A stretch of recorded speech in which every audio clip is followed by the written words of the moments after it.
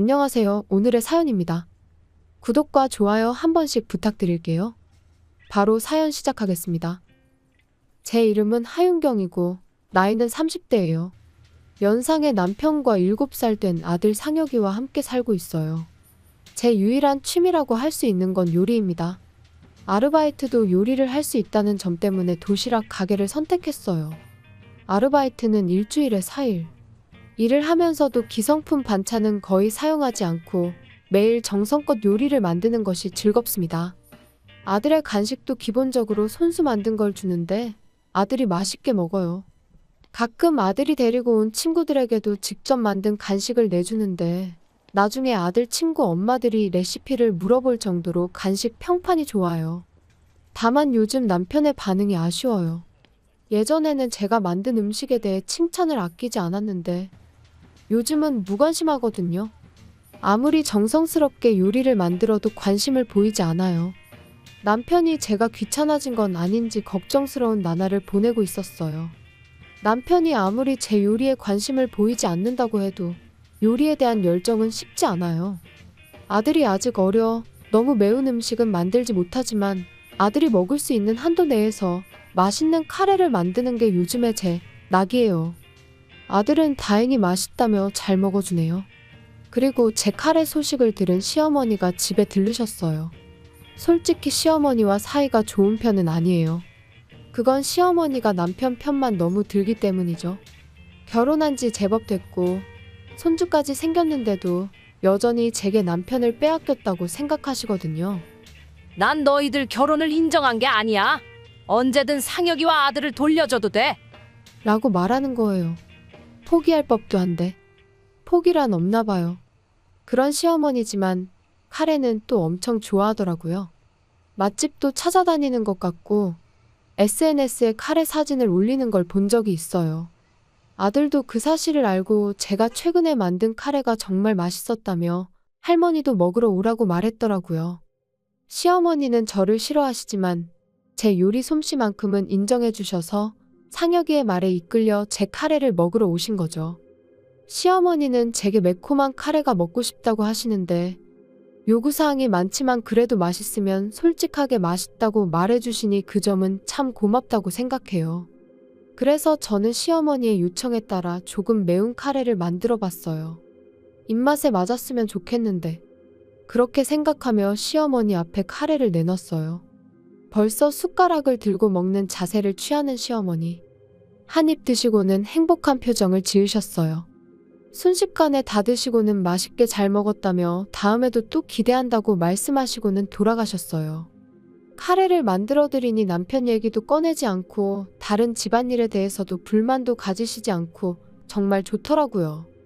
하지만 남편은 역시나 아무런 관심이 없어 보였어요. 오늘 저녁도 카레인가? 이런 반응이 대부분이었죠. 도대체 어떻게 해야 이 사람이 나에게 관심을 가질까? 저는 화가 치미는 걸 애써 참으며 남편에게 말했어요. 오늘 만든 카레는 어머님도 맛있다고 했어. 카레라면 깐깐한 어머님이 말이지. 당신은 뭐 해줄 말 없어? 맛있네. 엄마도 먹어봤구나. 그냥 제 질문에 대답만 하고 있다는 걸 금방 알 수 있어요. 왜냐면 TV의 시선이 꽂힌 채 하는 대답이었으니깐요. 정말로 제 카레가 맛있는 게 아니라 그냥 맛있다고 대답해주면 된다고 생각하는 것 같더라고요. 도대체 남편이 왜 이러는 걸까? 너무 나한테 무관심한데. 어쩔 수 없이 저는 시어머니에게 상담해보기로 했어요. 어떤 이유라도 알 수 있을지. 시어머니에게 남편 입맛에 맞게 좋아하는 카레를 해줘도 반응도 없고 저에게도 관심이 없는 것 같다고 말했는데 시어머니는 아들이 카레를 엄청 좋아하긴 하는데 자기가 만든 카레가 먹고 싶어서 그런 거 아니냐고 하시더라고요. 저는 예기치 않는 방향으로 이야기가 흘러가는 것 같아서 몇 마디만 이야기를 나눈 후 대화를 멈추었어요. 어쨌든 남편이 카레를 좋아하는 건 확실한데 제게 무슨 감정이 있을지도 모르겠다는 생각이 들더라고요. 저는 그런 답답한 나날을 보내고 있었어요. 그러던 어느 날입니다. 평소라면 부엌에 전혀 들어가지 않던 남편이 밤늦게 부엌에서 분주하게 움직이고 있는 거예요. 저는 처음엔 도둑인 줄 알았어요. 저는 혹시나 싶어 한 손에 효자손을 들고 부엌에 갔더니 거기에는 남편이 서 있었어요. 너무 화들짝 놀래서 남편에게 거기서 뭐 하고 있냐고 물었어요. 남편은 카레 좀 만들려고 부엌에 있다고 하더라고요. 이 늦은 시간에 갑자기? 그리고 카레를 왜? 너무 이상했어요. 그리고는 자기는 카레밖에 만들 줄 몰라서 깜짝 놀래켜 주려고 했다고 하더라고요. 지금까지 카레를 만드는 걸 한 번도 본 적이 없는데 더군다나 이것밖에 만들 줄 모른다고. 그럼 총각 때 만들어 본 건가? 저는 어쨌든 시간이 늦었으니 내일 다 같이 먹자고 말하고 남편을 부엌에서 나가도록 했어요. 하지만 중요한 걸 남편은 깜빡 잊고 있었어요. 오늘 시어머니가 집에 주무시고 간다는 사실을 말이에요. 그리고 이후 시어머니가 엄청난 일을 저지르는데 사실 시어머니는 저와 남편의 대화를 전부 듣고 계셨어요.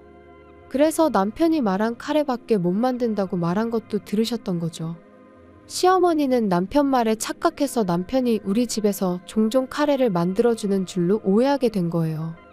더군다나 남편은 시어머니를 위해 카레를 만든 적이 없는데 저는 남편이 해준 카레를 먹어본 적이 있는 거로 받아들인 거죠.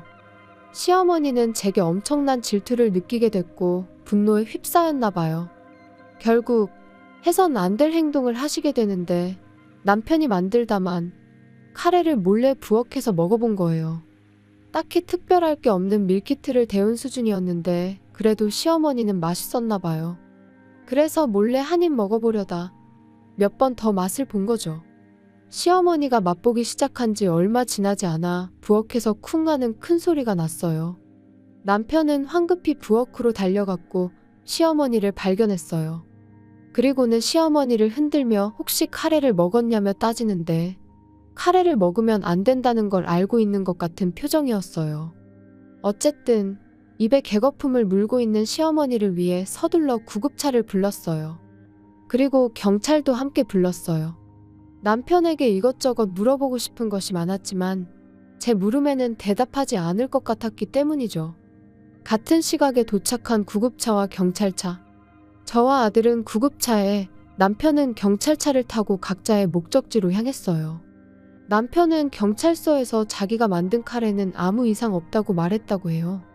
시어머니는 빠른 위세척 덕분에 의식을 되찾았어요. 의식을 되찾긴 했는데 쓰러진 건 기억하지 못하는 것 같더라고요. 제가 카레를 먹고 쓰러져 응급실에 실려왔다고 말해주니 시어머니는 진심으로 놀라셨어요. 설마 남편이 만든 카레를 먹고 쓰러질 줄은 상상도 못하셨겠죠.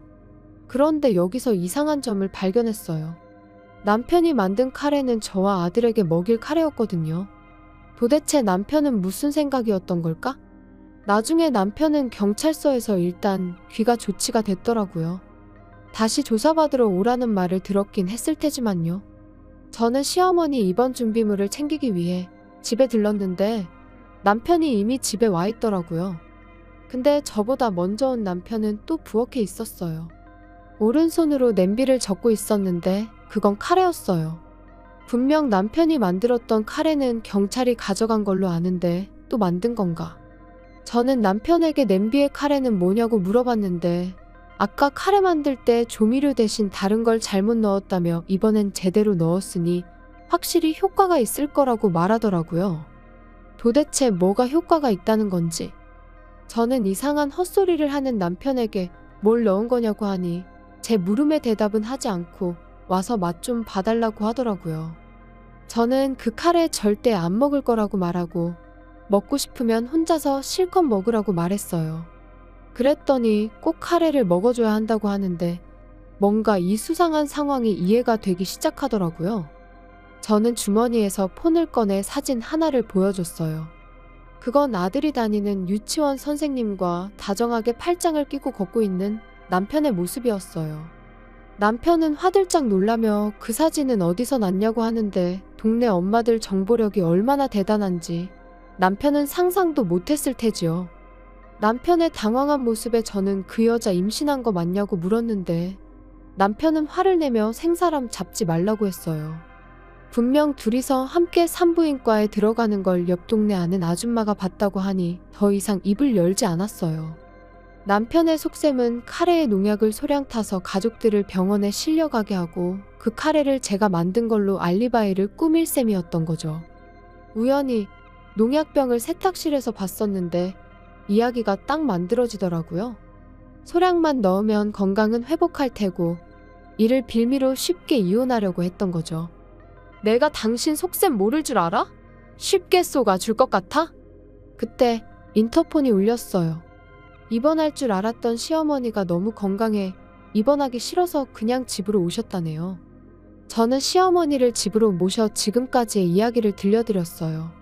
그러고 나서 저는 주머니에서 뭔가를 꺼냈어요. 남편의 눈이 휘둥그레지는데 제가 꺼낸 건 녹음기였거든요. 지금 우리가 나눈 대화들 경찰이 들으면 어떻게 생각할 것 같아? 그리고 세탁실에 숨겨둔 농약통 내가 못 봤을 것 같아? 남편은 그 자리에 털썩 주저앉더라고요. 남편의 패배가 결정된 순간이었죠. 시어머니는 다행히 제 편이셨어요. 남편에게 도대체 무슨 생각으로 사는 거냐며 바람 피우는 것도 모자라서 임신까지 시켰냐며 혼내시는데 무서워서 어떻게 같이 살 수 있겠냐며 인연을 끊자고 하시더라고요. 저는 시어머니가 남편을 훈계하는 동안 몰래 카레가 담긴 냄비와 농약통을 들고 집을 나섰어요. 목적지는 물론 경찰서죠. 남편은 결국 경찰에 다시 체포됐고 경찰 조사 결과 남편이 두 번째로 만든 카레에는 정말 농약이 들어있었고 많이 먹었으면 위험할 뻔했다고 하네요. 미친 남편과는 서둘러 이혼을 했고 물론 아들의 양육권은 제가 얻었어요. 그리고 위자료와 양육비도 모두 최대한으로 받아냈어요.